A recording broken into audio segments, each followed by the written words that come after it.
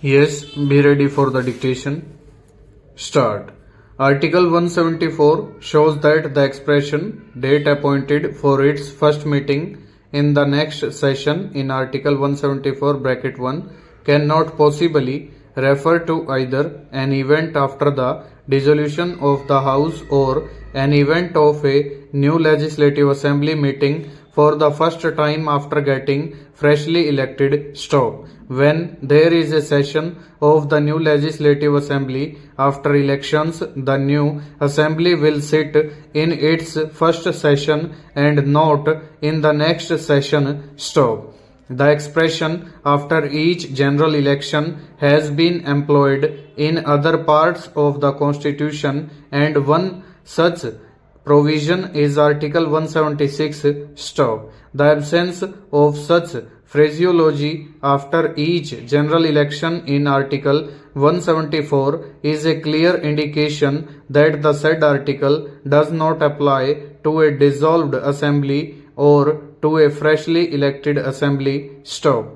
Further, Article 174 bracket 1 uses expressions that is its last sitting in one session, first sitting in the next session. Stop. None of these expressions suggest that the sitting and the session would include an altogether different assembly, that is, a previous assembly which has been dissolved and its successor assembly that has come into being after elections. Stop. Again, Article 174 also employs the word summon and not constitute. Stop. Article 174 empowers the governor to summon an assembly which can only be an existing assembly. Stop. The constitution of an assembly can only be under section 73 of the Representation of the People Act 1951, and the requirement of Article 188 of the Constitution suggests that the assembly comes into existence even before its first sitting commences. Stanza. Again, Article 174 contemplates a session that is sitting of an existing assembly and not a new assembly after dissolution, and this can be appreciated from the expression its last sitting in one session and its first sitting in the next session. Stop.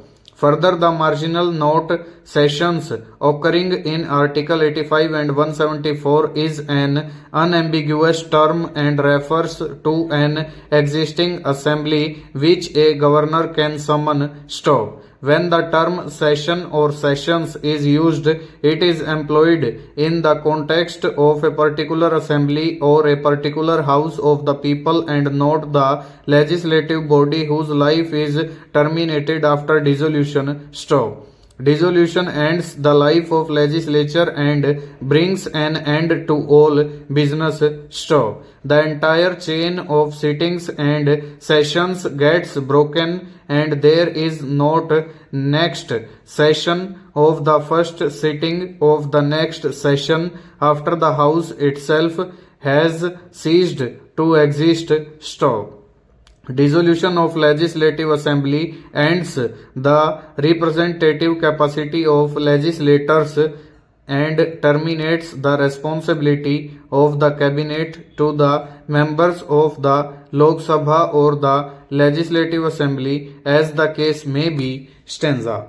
The act of summoning, sitting, adjourning, proroguing or dissolving of the legislature is necessarily referable to an assembly in presenti, that is an existing functional legislature, and has nothing to do with the legislative assembly which is not in existence. Stop. It is well understood that a dissolved house is incapable of being summoned or prorogued, and in this view of the matter also Article 174 bracket 1 has no application to a dissolved legislative assembly, as nothing survives after dissolution. Full stop. Over.